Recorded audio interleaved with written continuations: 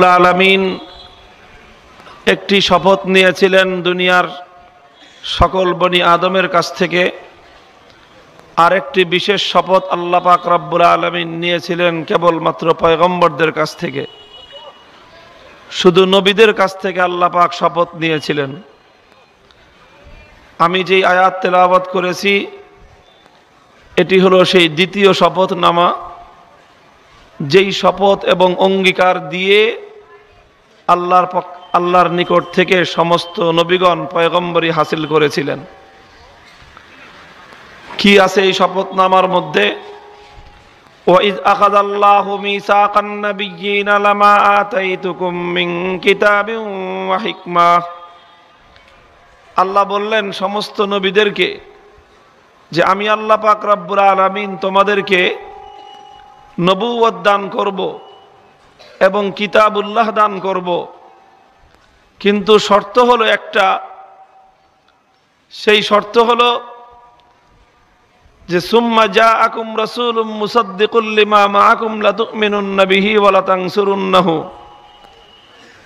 যে তোমরা দুনিয়াতে থাকাকালীন সময়ে নবুয়তের দায়িত্ব পালন করাকালে যদি আমার পক্ষ থেকে প্রতিশ্রুত আখেরি পয়গম্বর দুনিয়াতে চলে আসেন, লাতুমিনুন্না বিহি ওয়া লাতানসুরুন্নাহু, তাহলে তোমরা তোমাদের নিজ নিজ নবুয়ত এবং নিজ নিজ ধর্মকে স্থগিত করে দিয়ে শেষ নবীর হাতে হাত রেখে তার উপর ঈমান গ্রহণ করবে এবং শেষ নবীর দ্বীন দুনিয়াতে কায়েম করবার জন্য তার সর্বরকম সহযোগিতা করবে।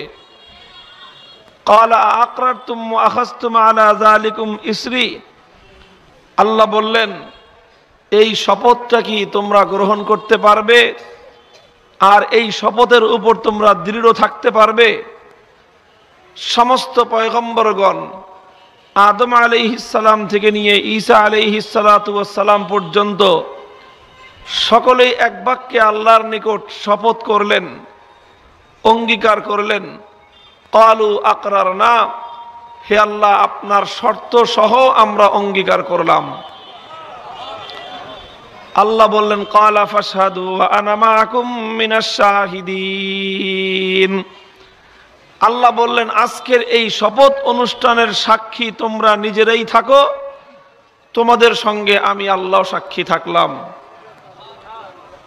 মুহতারাম হাজিরিন, এই আয়াতের মধ্যে আল্লাহ পাক রব্বুল আলামিন আখেরি পয়গম্বরের যে আজিমুস শান মর্যাদার কথা আল্লাহ বলেছেন, আখেরি পয়গম্বরের নবুয়তের যে শান শওকতের কথা আল্লাহ বলেছেন, এটা বলা তো দূরের কথা, বুঝবার শক্তিও তো আমাদের নাই।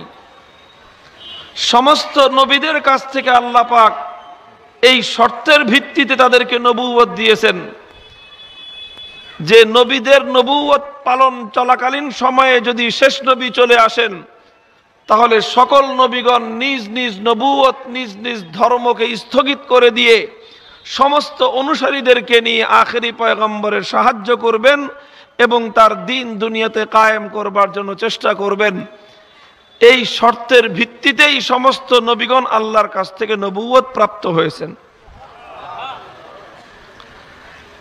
শুধু এই শর্তই নয়, আল্লাহর কাছে নবীগণ শর্ত দিয়ে আসলেন, দুনিয়াতে এসে তারা শর্তের কথা ভুলে গেলেন। এটা কি হওয়া সম্ভব? আল্লাহর নিকট পয়গম্বরগণ শর্ত দিয়ে আসলেন, দুনিয়াতে এসে তারা শর্ত ভঙ্গ করলেন। এটা কি সম্ভব? যারা অঙ্গীকার দিয়ে অঙ্গীকার ভঙ্গ করে, যারা শপথ দিয়ে শপথ ভঙ্গ করে, সে তো সাধারণ ইমানদারি হতে পারে না, সে আবার পয়গম্বর হবে কিভাবে? কাজেই এতে কোনো সন্দেহ নাই যে সমস্ত নবীগণ আল্লাহর দরবারে যেভাবে তারা স্বীকৃতি দিয়েছিলেন, শপথ গ্রহণ করেছিলেন যে আমরা আমাদের সব সাধ্য সামর্থ্যের সবটুকু উজাড় করে দিয়ে আমরা আখেরি পয়গম্বর যদি চলে আসেন তার সহযোগিতা করব, তার উপর ঈমান আনব, এই কথা তার আল্লাহর দরবারে দিয়ে এসেছিলেন, পৃথিবীতে এসে প্রত্যেক নবী তার এই অঙ্গীকারের উপর অটল এবং দৃঢ় ছিলেন। মুহতারাম হাজিরিন, আমরা বুঝতেই পারছি আখেরি পয়গম্বরের নবুয়তের মর্যাদা কতটুকু বেশি ছিল।